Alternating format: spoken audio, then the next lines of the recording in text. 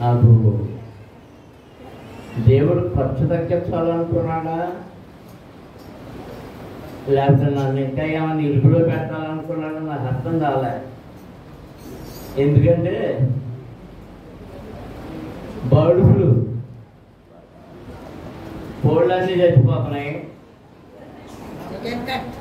కోళ్ళు కోత హీల్ లేదు, తెంట హీల్ లేదు, అమృత హీల్ లేదు అన్నారు. మధ్యలో వచ్చాడండి మా ఊడు. ఇప్పటి వరకు కిరాయి తోలుకుని వచ్చినట్టున్నాడు. ఆదివారం ఇన్స్పెక్షన్ చేశా. ఇదంతా ఎవరికి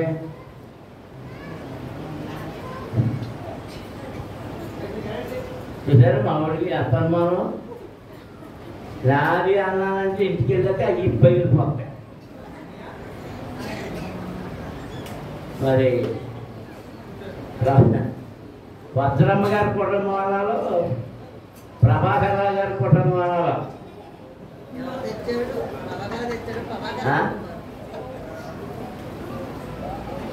ఇదిగో తెలివైన ఆడవాళ్ళు ఏం చేస్తారంటే పెత్తనం మాదని చెప్పుకోకుండా మా ఆయనది అని చెప్పుకుంటాకే ఆయనతో బతికిస్తారు. పెత్తనం మాత్రం అందులో మా ఆవిడ కూడా ఉందనుకోండి.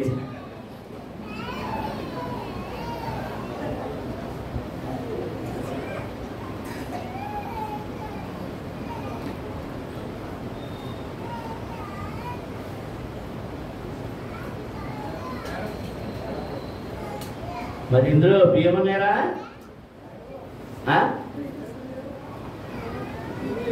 ఏమి లేవా? ఇంటితో సరిపెట్టేసావా?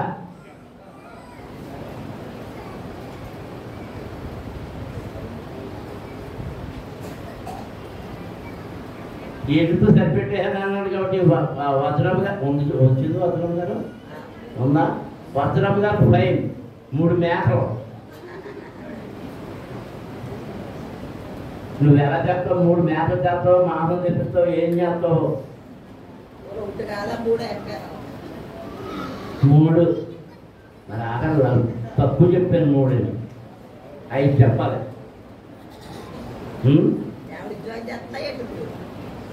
ఉద్యోగం చేయకుండా 60,000 వస్తున్నాయి. రిటైర్ అయిపోయాక పని చేయకుండా. మరి ఈ కోళ్ళు కోతవి ఆఖరికి వచ్చిన పాస్టర్ గారిని చేసి పెట్టాలి. స్పెషల్గా పెద్దయ్య గారు వాళ్ళంతా గుడ్లు కొనడానికి వీలు లేదు. అన్నీ నేనే ఏవో ప్లాన్లు చేస్తుంది. అది చూసాను కదా, మెసేజ్ పంపాను కదా. కోడి గుడ్లు ఎన్ని కావాలి, కోడి మాంసం ఎంత కావాలి, ప్రార్థన చేయండి అని. కొన్ని మీరు ఎవరైనా కనిపించి మేము ఎట్లా అంటారేమో అని చూస్తే ఏది లేదు. ఇంతేనా అని ఒకటి కొంతమంది ఉన్నారు.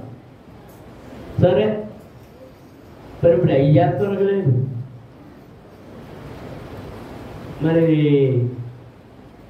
మా చిన్నప్పుడు మీరు ఏం కోరరా అంటే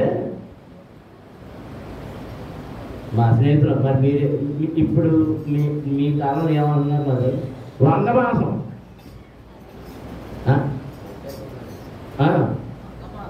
వంగ మాంసం అంటే వంకాయ కూరనే చక్కగా అప్పుడు ఉండే ఇప్పుడంటే మొత్తం పేస్ట్ చేస్తున్నారు అనుకోండి మీరు. ఆ వంటలోనే చక్కగా అందుకే వంకాయకి ఒక పేరు ఏంటంటే కూరగాయలో రాజు అని. దాన్ని వండడం వస్తే మీ ఆడోళ్ళకి వండడం వస్తే రోజు వంకాయ వేస్తారు. తర్వాత ఏంటంటే ఒక 15 రోజులతో ఒళ్ళు పరుపుకుంటున్నాయి.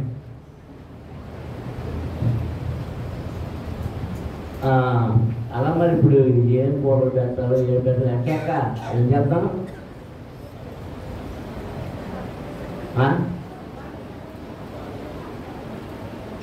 2 ఆవులు తెస్తావా?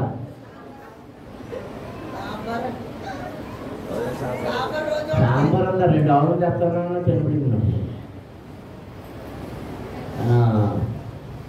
సరే దేవుడు ఏడుస్తుంది, వారికి పెడదాం. మరి చేపలన్నా దొరకాలి, మేఘం రేట్ ఎక్కువ, ప్రార్థన చేయండి.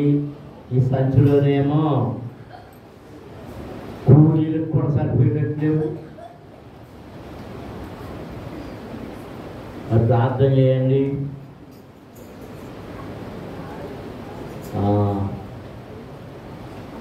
మీ గుప్పిలి విప్పగలిగింది విప్పండి. మీ గుప్పిల్లోంచి జారింది. 2 మాటలు జ్ఞాపకం చేస్తున్నాను. దేవాలయంలో కానుకలు వేస్తున్నప్పుడు యేసు ప్రభువుకు నిలబడి ఒక్కరిని మెచ్చుకున్నాడు. కట్టలు ఇచ్చిన వాళ్ళు ఉన్నారు, మూటలు ఇచ్చిన వాళ్ళు ఉన్నారు. కానీ ఒక్క ఆమె మెచ్చుకున్నారు. ఇంటికి మెచ్చుకున్నాడు. ఆమె దగ్గర ఉన్నది అదే, ఇంకా లేదు. ఆ ఉన్నదంతా ఇచ్చేది. అందుకు దేవుడు మెచ్చుకున్నాడు. దేవుడికి స్తోత్రం. హల్లెలూయా, హల్లెలూయా. ప్రభు దగ్గరికి వాక్యం వినడానికి వెళ్ళారు. ఎవరు భోజనాలు రాళ్ళే తెచ్చుకున్నారు, ఎవరు రొట్టెలు మన భోజనం క్యారేజీలు పెట్టుకుంటే మన మనసులో తెలుసు. రొట్టెలు అయితే కాల్చిన రొట్టెలు అలా ఉంటాయి. 3 రోజులు ఉండిపోయారు. అంటే ముందు సిద్ధపడి వెళ్ళారన్నమాట కదా. ఒకవేళ లేని వాళ్ళు వెళ్ళిపోయారు మధ్యలో. 3వ రోజు కూడా ఇదైపోతుంది. అరే 3 రోజులు వీళ్ళు ఎక్కడే ఉన్నారు, వీళ్ళకి ఏమీ లేదు అని ప్రభు ఆలోచించాడు. వీళ్ళకి ఏమైనా పెట్టాలంటే మూరుకుంటా వచ్చాడు. నువ్వు ఈ పంప ముంచుతో పంపుకున్నాను, తొందరగా పంపించేస్తామంటే విన్నావు కాదు. ప్రభు అన్నాడు, వెళ్ళి కొనుక్కురండి అన్నాడు. ఎవరైనా అన్ని రొట్టెలు దొరకదు, ఇంత మంచి జనం ప్రియాన్ని పంపించేసినా వెళ్ళి కొనుక్కోటానికి కొట్లు కట్టేస్తారు. పూర్వకాలం ఆరేటప్పటికి అన్ని మూసేసేవారు. కానీ దీపాలు లేవు, మరి దీపం పుట్టే కనుక. అప్పుడు ప్రభు అన్నాడు, మీరే పెట్టండి అన్న. మా దగ్గర ఏమున్నాయ్యా? ఏమున్నాయి మీ దగ్గర ఏమున్నాయి అని అడిగాడు. ఒక పిల్లాడు తెచ్చాడు, అది నీకమ్మని ఇచ్చాడు. 5 రొట్టెలు 2 చేపలు. ఎవరు తెచ్చారంట? ఎవరి కోసం తెచ్చాడు? ఎవరి కోసం తెచ్చాడు? తనకు తెచ్చుకున్నాడు. 2 రొట్టెలు అవన్నీ ఎవరికి ఇచ్చేసాడు? ప్రభుకి ఇచ్చామని ఇచ్చేసాడు. అంటే కడుపు దేంతో నిండిపోయింది? యేసై మాటలతో నిండిపోయింది. అంటే వాడు ఉత్సాహంగా ఇచ్చేసాడు. వాళ్ళందరూ కూర్చోబెట్టారు. 50 మంది ఒక వరుస, 100 మంది ఒక వరుస అలా కూర్చోబెడితే, లైన్ కూర్చోబెడితే ఈ 12 మంది శిష్యుల్ని పిలిచాడు. 5 రొట్టెలు ఇచ్చాడు. ఆ 2 చేపలు ఇద్దరికి ఇచ్చాడు. ఈ రొట్టెలను విరిచినప్పుడు 5 రొట్టెలు విరిస్తే ఎన్ని ముక్కలైనవి? 10 ముక్కలు. 10 ముక్కలు అయ్యి ఒక ముక్క అద్భుతుడికి ఇచ్చాడు. శిష్యుడికి పంచిపెట్టరా అన్నాడు. వెళ్ళి ఒక ముక్క తీసుకుంటాను అందరి దగ్గరికి వెళ్ళారు. విచిత్రంగా ఆ తీసుకున్న మొక్కల్ని తిన్నాక ఆడ మిగిల్చిని మళ్ళీ పోగు చేశారు. ఎంత వచ్చిందంట? ఎలాగా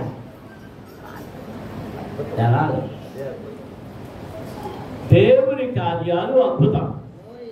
నమ్మిన వారు దేవునికి స్తోత్రాలు చేయాలి. హల్లెలూయా. దేవుడి గంట ముగించేద్దాం. సరే, త్వరగా 10 నిమిషాలు ముగించేస్తాం. దినవృత్తాంతములు 2వ గ్రంథములో 23వ అధ్యాయములో ముందుగా 21వ వచనాన్ని చదువుకుందాం. దినవృత్తాంతములు 2వ గ్రంథము 23వ అధ్యాయము 21వ వచనం. దేశ జనులందరూ సంతోషించిరి, వారు అతల్యాను చంపిన తరువాత పట్టణము నెమ్మదిగా ఉండెను. కళ్ళు మూసుకొని ప్రార్థన చేసుకుంటాం. పరిశుద్ధుడు అయిన మా ప్రభువా, మా జీవాధిపతి, పరలోకపు తండ్రి, మీకు స్తోత్రములు చెల్లిస్తున్నాం. నీ కృపను బట్టి ఇప్పటి వరకు మీ సన్నిధిలో స్తుతించాము, ఘనపరిచాము, మహిమపరిచాము. మీ వాక్యమును ధ్యానం చేస్తుండగా మీ కృప దయచేయండి. బలహీనుడను నన్ను బలపరచండి. నా నాలుకను ముట్టండి, నా గుండెను ముట్టండి, నా దేహాన్ని ముట్టండి. నాలో నుండి మీ స్వరాన్ని నీ ప్రజలకు వినిపించండి. నన్ను మీ సిలువ చాటున దాయండి. నన్ను అభిషేకించండి ప్రభువా. అభిషేకించబడిన నీ వర్తమానాన్ని నీ బిడ్డలకు అందించి వినికిడిలో ప్రతి ఒక్కరిని దీవించమని యేసు నామమున అడుగుతున్నాము తండ్రి, ఆమేన్. దేవునికి స్తోత్రం. హల్లెలూయా. నాకు మరుపు వచ్చి అనేకమైన మాటలు మర్చిపోతున్నాను. మరి మంగళవారం నుండి సభలు కనుక మీ పిల్లలు ఎక్కడెక్కడ ఉన్నారో మీ పిల్లల్ని, కొడుకుల్ని, కోడల్ని, మనవల్ని, మనవరాలని, అలాగే కూతుర్ని, అల్లుల్ని, మనవల్ని, మనవరాలని అందరినీ సభలకు రమ్మని మరోసారి చెప్పండి. నేను చెప్పమన్నానని చెప్పండి. మిమ్మల్ని పిలవమని ప్రత్యేకంగా చెప్పానండి. అందరూ సభలకు రావాలి. మీరు అక్కడ ఏమి భోజనాలు పెట్టక్కర్లేదు. ఇక్కడ సిద్ధంగా ఉంటే కనుక మీరు ఆ పిల్లలు వాళ్ళందరూ ఇక్కడ భోజనాలు చేయవచ్చు. మీరు కూడా ఇక్కడే భోజనాలు చేయవచ్చు. అలాగే పగటి సమయం అంది, రాత్రి సమయం అంది, కానీ మీ చుట్టూ ఉన్న వాళ్ళందరినీ రమ్మని పిలవండి, వారిని తీసుకురండి. దేవుని వాక్యాన్ని వినడానికి వారిని ప్రోత్సహించండి. మీ పిల్లలు తప్పకుండా వచ్చి పాలు పొంది సంఘములో వారు సంఘ సభ్యులుగా ఆశీర్వాదాలు పొందుకునేటటువంటి స్థితిని వారికి నేర్పండి. వారు వచ్చి మనందరితో కలిసి ప్రభువును స్తుతించి ఆశీర్వాదాలు పొందుకోవాలని నా ఆశ. అది గుర్తుపెట్టుకోండి. అందరికీ చెప్పండి. దేవునికి స్తోత్రం. హల్లెలూయా, హల్లెలూయా, హల్లెలూయా. మనం చదివిన భాగంలో క్లుప్తంగా కొన్ని మాటలే ఇప్పుడు జ్ఞాపకం చేయదలుచుకున్నాం. దేశ జనులందరూ సంతోషించి, అయితే ఈ మాట చివరిని పెట్టాలి. వారు అతల్యాను చంపిన తరువాత పట్టణము నెమ్మదిగా ఉండేను, దేశ జనులందరూ సంతోషించి. దేవునికి స్తోత్రం. హల్లెలూయా. అందరూ చేతులెత్తి దేవునికి స్తోత్రాలు చెల్లించండి. హల్లెలూయా, హల్లెలూయా, హల్లెలూయా. ఒక ఆమె ఉంది, ఆమె పేరు అతల్య. ఆమె ఒకప్పుడు రాజు యొక్క భార్యయే. ఆ తర్వాత తన భర్త అయిన రాజు చనిపోయిన తర్వాత తన కుమారుడు రాజుగా అయ్యాడు. అంటే ఒక రాజుకు తల్లి, ఒక రాజుకు భార్య, ఒక రాజుకి తల్లి. అయితే ఇక్కడ ఏం రాయబడిందంటే, వారు అతల్యాను చంపిన తరువాత పట్టణము నెమ్మదిగా ఉండెను, దేశ జనులందరూ సంతోషించి. దేవునికి స్తోత్రం. హల్లెలూయా. అతల్య బాగున్నంతసేపు, ఆమె అధికారం ఉన్నంతసేపు ఆ దేశంలో నెమ్మది లేదు. ఆమె పెత్తందారి, ఆమె పెత్తనం ఎక్కువ. ఆ పెత్తనం వల్ల దేశము శపితమైపోయింది, శాపగ్రస్తమైపోయింది. ఆమెను గురించి కొన్ని మాటలు తెలుసుకోవాలంటే 22వ అధ్యాయంలోనికి రావాలి. 22వ అధ్యాయంలో ప్రారంభం నుండి మనము చదువుతూ ఉంటే అరబీలతో కూడా దండు విడిచిన ఈ చోటికి వచ్చిన వారు పెద్దవారిని అందరినీ చంపిరి కనుక యెరూషలేము కాపురస్తులు అతని కడగొట్టి కుమారుడైన అహజ్యాను అతనికి బదులుగా రాజులు చేసిరి. ఈ ప్రకారము యూదా రాజుకు యెహోరాము కుమారుడైన అహజ్యా రాజ్యము పొందెను. అహజ్యా ఏలనారంభించినప్పుడు 42 ఏళ్ల వాడే యెరూషలేములో 1 సంవత్సరము ఏలెను. అతని తల్లి ఒమ్రీ కుమార్తె, ఆమె పేరు అతల్య. కొడుకు పేరు ఏం పేరు? ఆమె ఎవరి తల్లి? కొడుకు పేరు ఏం పేరు అంటే అర్థం అవట్లేదు. ఆమె ఎవరి తల్లి? ఆమె అహజ్యా తల్లి. అహజ్యా తండ్రి ఎవరు? యెహోరాము. అర్థమవుతుందా? యెహోరాము భార్య ఈ అతల్య. యెహోరాము దేవుని దృష్టిలో చెడు నడత నడిచాడు. ఎవరి దృష్టిలో? చెడు నడత నడిచాడు. దేవుని పిల్లలారా, మనుషుల ఎదుట మన నడత నచ్చచ్చు కానీ ఎవరికి నచ్చాలి? మన నడత దేవునికి నచ్చాలి. ఈ యెహోరాము దేవునికి అయిష్టమైన కార్యములు చేశాడు. దేవునికి విరోధమైన కార్యములు చేశాడు. ఎలాంటి కార్యములు అంటే అతని పితరుడైన ఆహాబు చేసిన వాటి వలె, యెజెబెలు చేసిన వాటి వలె అతడు దేవునికి విరోధముగా ప్రవర్తించాడు. దేవునికి స్తోత్రం.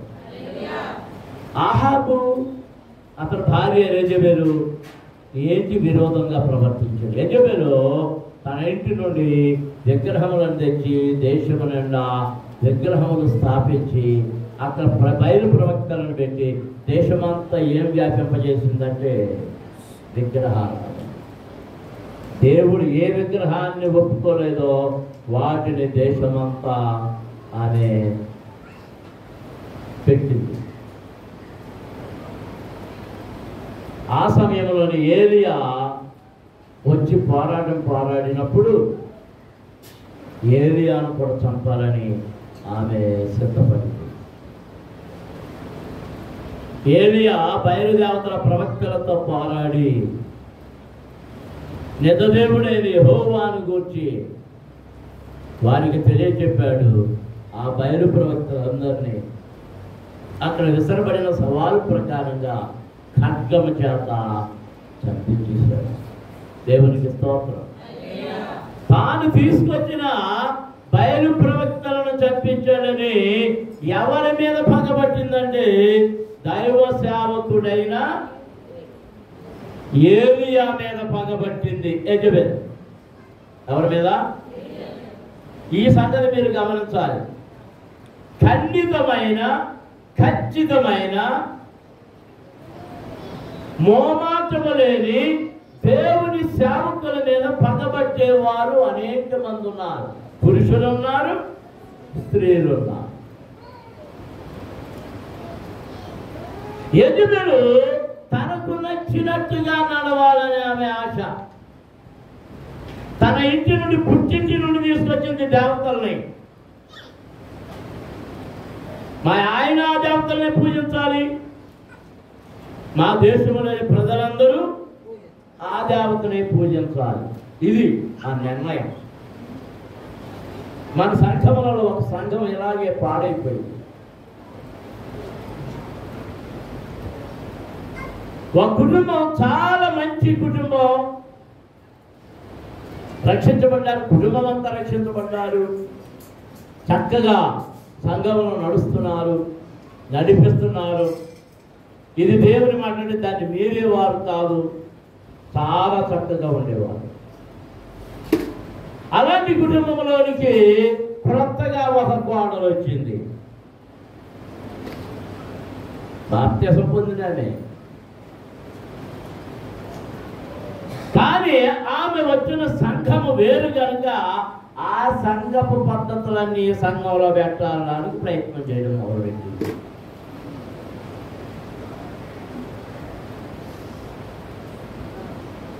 ఇది తప్పు అంటే అత్తగారు వాళ్ళే అన్నారండి, మా కోడలు చెప్పినట్టు వినాలి కదా, మా కోడలు చెప్పినట్టే వింటాము.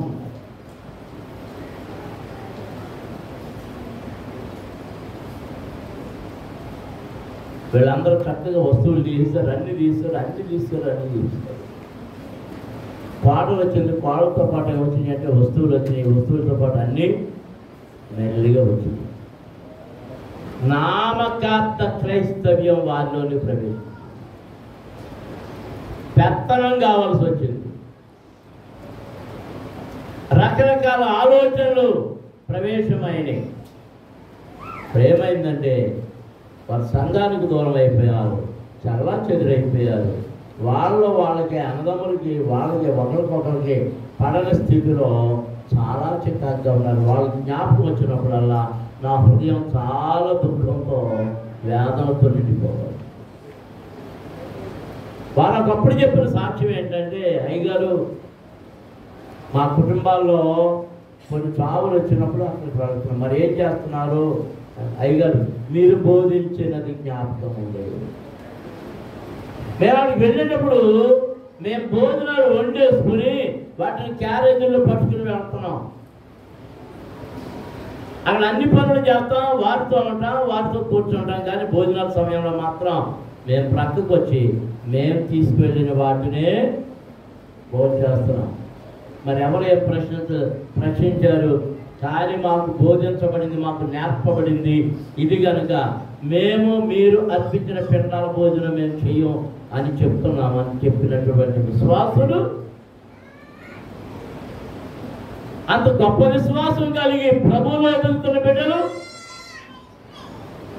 ఆ ఇంటిలో కొనిచ్చినటువంటి కొత్త కోడలి వల్ల వారి మార్గం ఏమైందంటే దారి తప్పింది.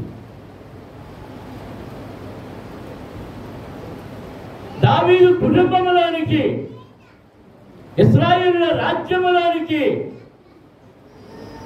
దేవుని ప్రజల రాజ్యములోనికి ఇదిగో ఆహాబు ద్వారా యెజెబెలు ప్రవేశించింది. యెజెబెలు వలన ఆ దేశంలోనికి విగ్రహారాధన వచ్చింది. ఆ విగ్రహారాధన వల్ల దేశము నష్టపోయింది, కరువుతో నింపబడింది. 3.5 సంవత్సరాలు కరువు వారిని అల్లలాడించేసింది. దేవునికి స్తోత్రం, హల్లెలూయా, హల్లెలూయా. దేవుడు ఆహాబును శిక్షించాడు, యెజెబెలును కూడా శిక్షించాడు. ఆ తర్వాత వారి కుమారులు రాజులు అవుతున్నారు, వారి సంతానం రాజులు అవుతున్నారు. దావీదు వలె యథార్థముగా నడిచిన వారు కొందరు కనబడుతున్నారు, కానీ మిగిలిన వారందరూ ఇదిగో ఆహాబు నడిచిన, యెజెబెలు నడిచిన నడతల్లోనే నడుస్తూ ఉన్నారు. ఇదిగో యెహోరాము కూడా చెడు నడత నడిచినట్టు మనకు కనబడుతూ ఉంది. దేవునికి స్తోత్రం, హల్లెలూయా, హల్లెలూయా, హల్లెలూయా, హల్లెలూయా. ఇవన్నీ వాళ్ళ గురించి ఇప్పుడు ఇదంతా చదవడం ఇష్టం లేదు. కానీ నాకు 21వ అధ్యాయంలో ఏ ప్రవక్త అయిన ఏలియా ఈ యెహోరాముకు ఒక ఉత్తరం రాశాడు. 12వ వచనంలో మనం చదువుతుంటే 20వ అధ్యాయం, అంతట ప్రవక్త అయిన ఏలియా ఒక పత్రిక వ్రాసి అతని వద్దకు పంపాను.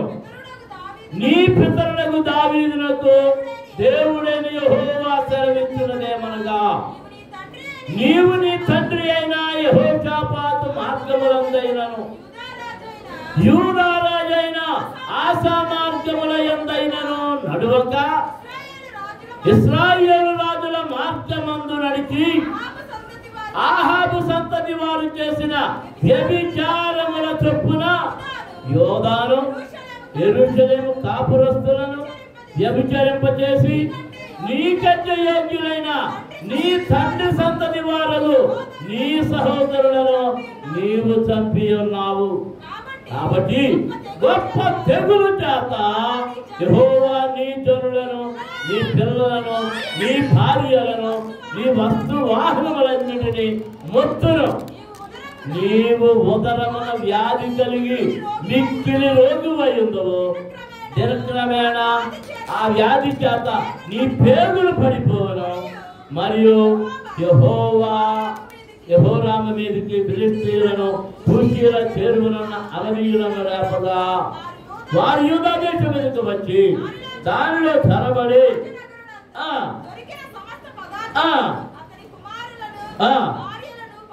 పట్టుకొని పోయేది. అతని కుమారులను కనిష్ఠుడైన యెహోయాహాజు తప్ప అతనికి ఒక్క కుమారుడైనను విడువబడలేదు.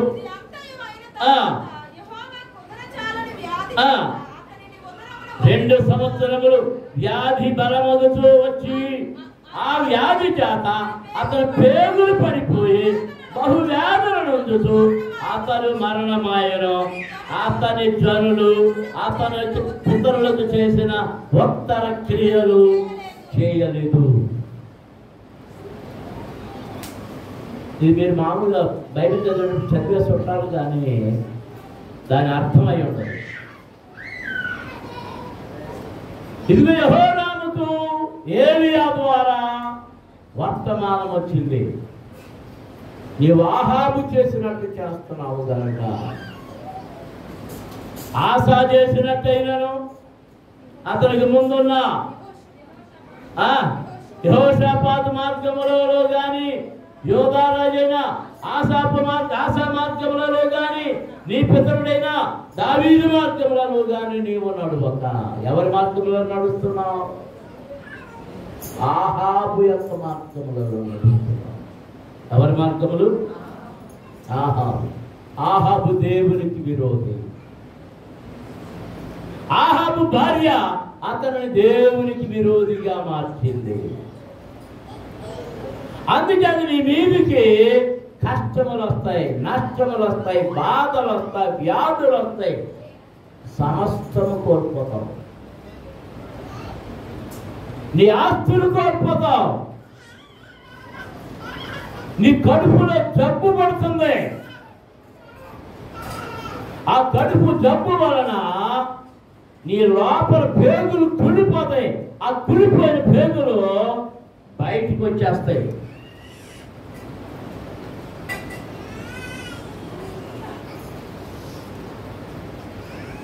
మరి భయపడ్డాడో లేదో అర్థం కాలేదు, కానీ 2 సంవత్సరాలు ఆ కడుపులో వ్యాధి చేత బాధపడ్డాడు. ఎన్ని సంవత్సరాలు? 2 సంవత్సరాలు. పేగులు కుళ్ళిపోయినాయి. కుళ్ళిపోయిన పేగులు బయటకు వచ్చేసి, మరి వాసనలు వచ్చేసినాయో, ఎలా వచ్చేసినాయో, పగిలి వచ్చేసినాయో, ఆ పట్టపగిలి వచ్చేసినాయో బయటకు వచ్చేసి చనిపోయాడు. ఎవరు చెప్పండి? అతని పేరు యెహోరాము. చెప్పండి. అతని భార్యయే అతల్య. ఎవరు? అతల్య అతని భార్య. ఆ యెహోరాము చనిపోయిన తర్వాత మరి ఇతను చనిపోయినప్పుడు ఆ ప్రజలందరూ ఏరి పితరులకు చేసినట్టుగా అంత్యక్రియలు చేయలేదట. దావీదు పురములో అతడు పాతి పెట్టబడలేదు. అదే మనం ఇక్కడ చదివాం 18వ వచనంలో. యెహోవా కృతన చాలని వ్యాధి చేత అతని ఉదరమున ముట్టినందున 2 సంవత్సరములు వ్యాధి బలమగుతూ వచ్చి ఆ వ్యాధి చేత అతడు పేగులు పడిపోయి బహు వేదన నొందుతూ అతడు మరణమాయను.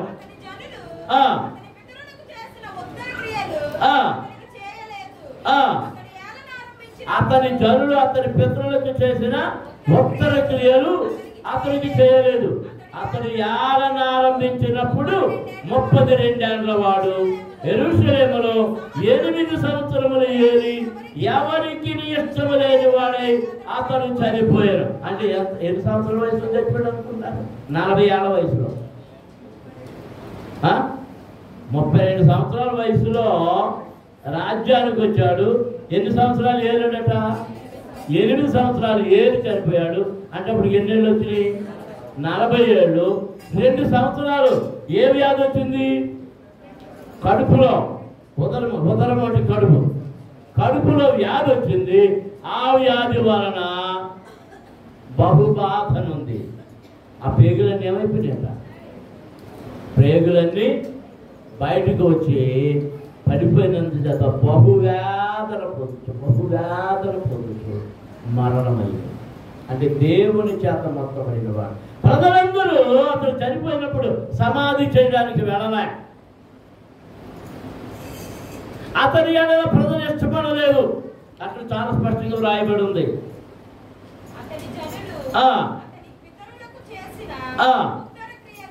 అతనికి చేయలేదు.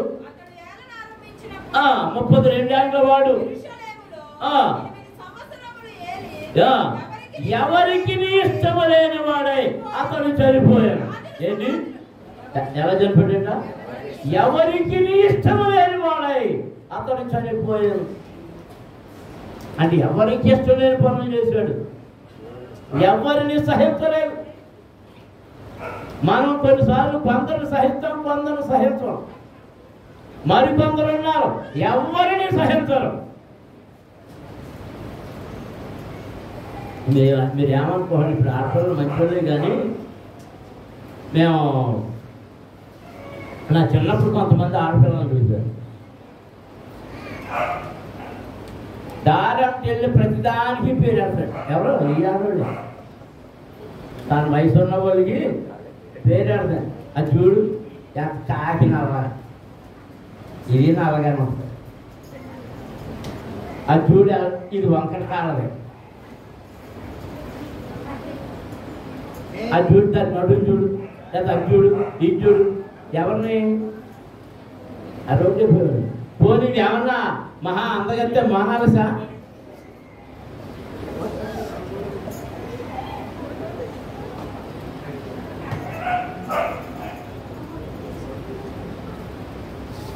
మీరు అందరూ వెనక్కి ఎందుకు తిరిగి చూస్తున్నారు?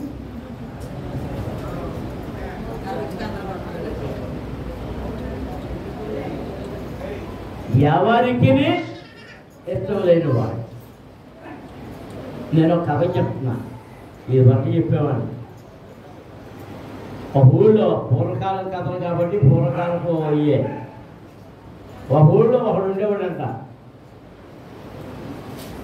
వాళ్ళందరితో దెబ్బలాడే. అందరితో దెబ్బలాడే.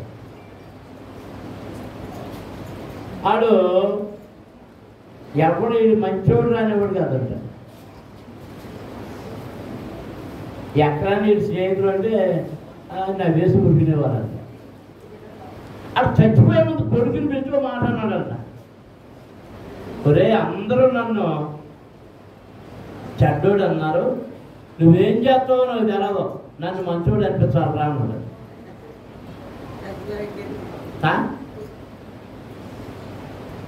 సరే చచ్చిపోయాడు, చెప్పేటేరు అన్నీ అయిపోయినాయి. మా నాన్న అందరూ చెడ్డోడు అన్నారు, నన్ను మంచోడు అనిపించాలి, ఏం చేయాలా అని ఆలోచించి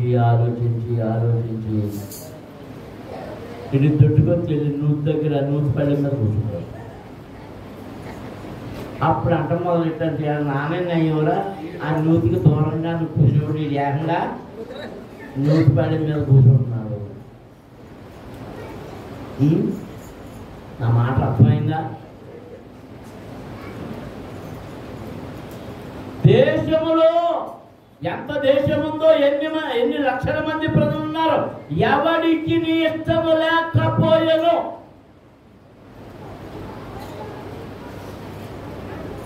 నువ్వు ఎవరికైనా ఇష్టముగా ఉన్నావా? కొంతమంది అయ్యారండి మీరు అంటే నాకు ఎంత గౌరవం అని అంటారు. వెనక్కి వెళ్ళి ఎన్ని వంకలు పెట్టాలో ఆ పుట్టోడి దగ్గర అలా చెప్పకపోతే అలాగా అంటారు మీరు.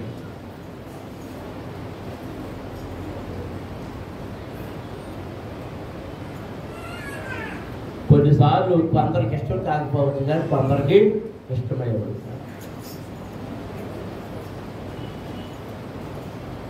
రాజకీయ నాయకులు ఉన్నారనుకోండి, కొందరికి ఇష్టం కొందరికి ఇష్టం. అలాగే దైవ సేవకులు ఉన్నారనుకోండి, కొందరికి ఇష్టం కొందరికి ఇష్టం. మరి నువ్వు మరి నేనంటే మీ అందరికీ ఇష్టమే, నాకు తెలుసు. ఏంటి ఎప్పుడు నువ్వు భలే మంచిదాను మంచోడివి అని ఎప్పుడన్నా ఎవరన్నా మెచ్చుకున్నా? ఇది మొహానికి ఎప్పుడు మెచ్చుకుంటమే లేదు.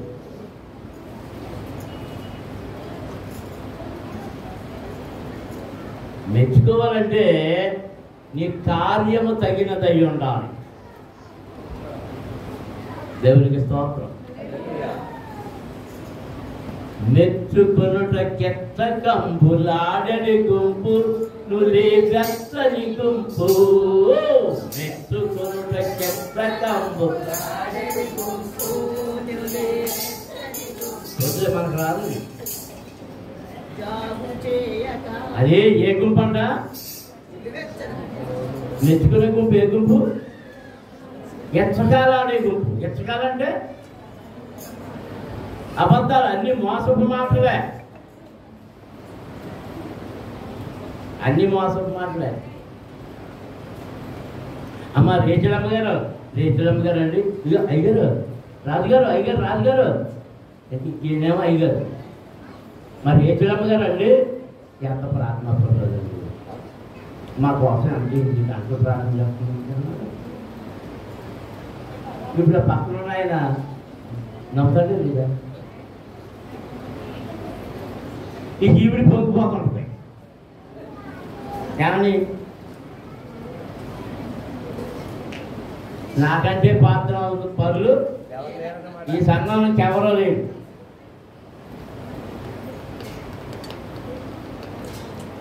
ఇచ్చకాలు మెచ్చుకోళ్ళు అంటే ఇచ్చకాలు. మెచ్చుకోళ్ళు ఇచ్చకాలతో వచ్చిన మెచ్చుకోళ్ళు నీకు దీవెన దేవు. నీకు కలిగిన గద్దెంపును బట్టి నీవు సరి చేసుకుంటే నీకేం కలుగుద్దంటే మేలు కలుగుద్ది. దేవునికి స్తోత్రం. అలాంటి యెహోరాము భార్య ఈ అతల్య, అలాంటి యెహోరాము కుమారుడు ఈ అహజ్యా. వీడు ఏలనారంభించినప్పుడు ఎన్ని సంవత్సరాల వయసు అంట? 42 ఏళ్ళు. 1 సంవత్సరం ఏలాడు. వీడు 1 సంవత్సరం ఏలాడు.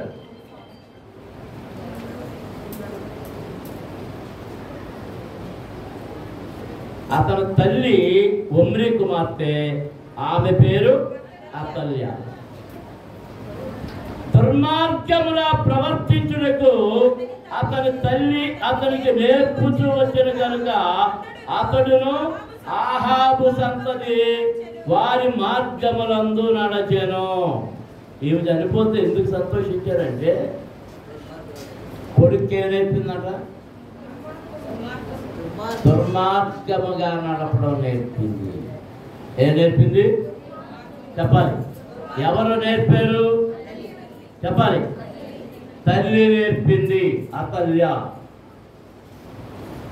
ఆమె దేవుని యందు భయభక్తులు కలిగింది కాదు. ఆమెకున్నది ఏంటంటే ఆమెకి ఎంతసేపు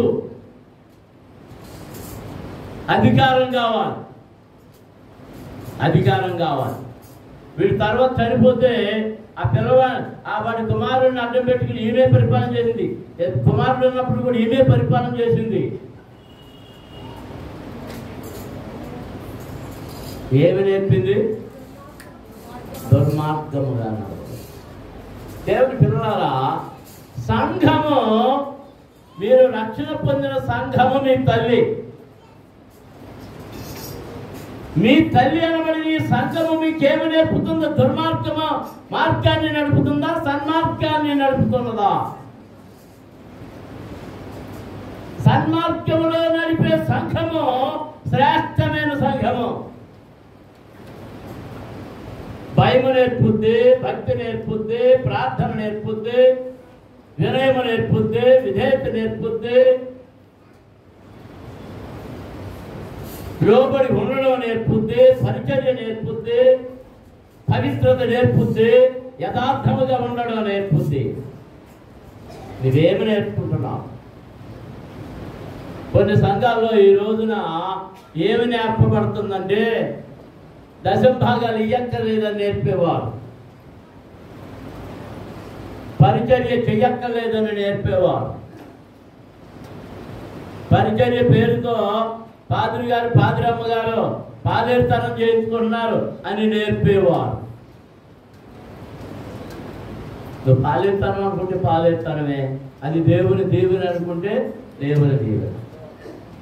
నమ్మిన వారు దేవునికి స్తోత్రాలు చేయించారు. హల్లెలూయా, హల్లెలూయా.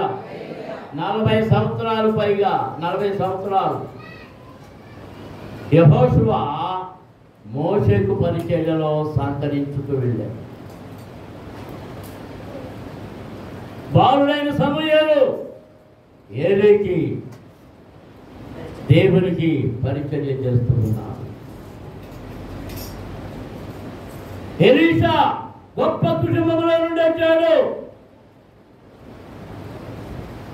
ధనవంతుల కుటుంబం, జమీందారీ కుటుంబంలో నుండి వచ్చాడు. బహైశ్వర్యము కలిగి భూములు కలిగిన కుటుంబంలో నుంచి వచ్చాడు. దైవజనుడైన ఏలియా వెనక్కి వెళ్ళి ఏలియాకి ఏం చేశాడట? చేతుల మీద నీళ్లు పోస్తూ ఉంచాడు, పరిచారము చేస్తుండే.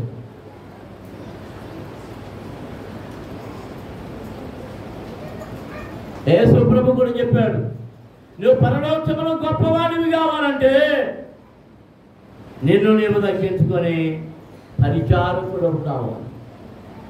అందరూ దేవునికి స్తోత్రాలు చెల్లించారు. హల్లెలూయా, హల్లెలూయా. నీ దగ్గర కోట్ల రూపాయల సొమ్ము ఉండొచ్చు, బహు అద్భుతమైనటువంటి భవంతులు ఉండొచ్చు, కోట్లాది రూపాయలు వెరగలిగినటువంటి కార్లు విమానాలు ఉండొచ్చు,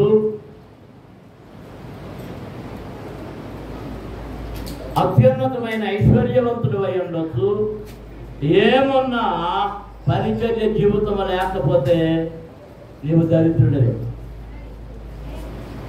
ఇవేమీ లేకపోయినా ఎవరైతే పరిచర్య జీవితం కలిగి ఉంటారో వారు బహుధనవంతులు దేవుని దృష్టిలో. దేవునికి స్తోత్రం. హల్లెలూయా, హల్లెలూయా, హల్లెలూయా. ఆమె యథార్థ తన కుమారుణ్ణి దుర్మార్గముగా నడవడం నేర్పింది కనుక అతను అట్లాగే నడిచాడు, ద్రోహ కార్యాలు చేశాడు.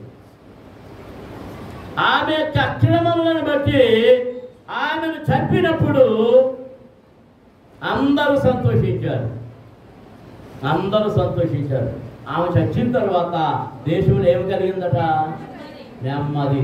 అంటే ఆమె ఉన్నంతకాలం, ఆ బ్రతుకున్నంతకాలం ఏం జరిగింది? అందరికీ తుంపులే, అందరికీ తుంపులే, అందరికీ కలహాలే, ఎవరి మీద మంచి మాట చెప్పలే. రాజు మంచోడని గంగరాజు గారికి చెప్పలే, గంగరాజు గారు మంచోడని రాజుగారికి చెప్పలే. ఆయన అంత చెడ్డోడు లేడని రాజుగారికి చెప్పాడు, రాజుగారు అంత చెడ్డోడు లేడని గంగరాజు గారికి చెప్పాడు. వీళ్ళిద్దరు ఎంత చెడ్డోళ్ళు అని రాజుబాబు గారికి వెళ్ళి చెప్పాడు. వీళ్ళ ముగ్గురు ఎంత చెడ్డోళ్ళు అని అక్కడున్న మోహన్ కృష్ణ అని ఆయన పేరు ఏఆర్ కృష్ణ గారికి చెప్పాడు. ఈ నలుగురు ఎంత చెడ్డోళ్ళు అని మళ్ళీ అక్కడికి వచ్చి చెప్పాడు, మధుబాబు గారి దగ్గరికి వచ్చి చెప్పాడు. వీళ్ళంత దుర్మార్గులు లేరని అక్కడ చెప్పాడు. మళ్ళీ ఈ కొల్లి నాగమణ దగ్గరికి వచ్చి చెప్పాడు. పులినాగమని ఎంత ఎలాంటిదో తెలుసమ్మా, మీ చెల్లెలే కానీ ఎవరికి చెప్పాడు వెళ్ళి ఆ మూలం కూర్చున్న కుమారుకి చెప్పాడు. నన్ను చాటుతో కూర్చున్నాను అంటుంది, కాళ్ళు ఆపుతుంది, ఏం చేస్తుంది, నిద్రైందా కుమారే, ఎగపాటి కుమారే నిన్నే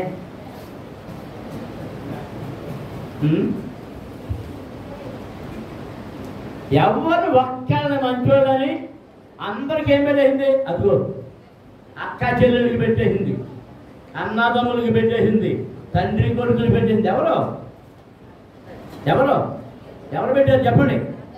అతల్య. అతల్య సంఘంలో విశ్వాసులకి, సంఘానికి, విశ్వాసులకి, కాపరికి, ఆఖరికి పాత్ర గారికి, పాత్రమ్మ గారికి మధ్యలో కూడా అతల్యాలు ఉన్నారు. జాతర అతల్యాలు ఉన్నంత కాలము సంఘం క్షేమంగా ఉండదు. అతల్యాలు ఉన్నంత కాలము దేశంలో నెమ్మది లేదు. ఎవరి హృదయాలు మంచిగా లేవు. అతల్య హృదయం చెందింది కనుక, బుద్ధి చెందింది కనుక అందరినీ అలాగే నెమ్మది లేని స్థితిలోనికి నడిపించింది. ఆమె అతల్య మరణము నందినప్పుడు మొట్టమొదటి దేశం ఏమైంది? నెమ్మది పొందింది. జనులందరూ ఏం చేశారు? సంతోషించి మోకరించండి, ప్రార్థన చేసుకుందాం. అందరం స్తోత్రాలు చెల్లించుదాం. అందరూ స్తుతించండి. దేవుని దగ్గర మీరు అడగవలసినది, ప్రభువా అతల్య లక్షణము నాలో ఉన్నదేమో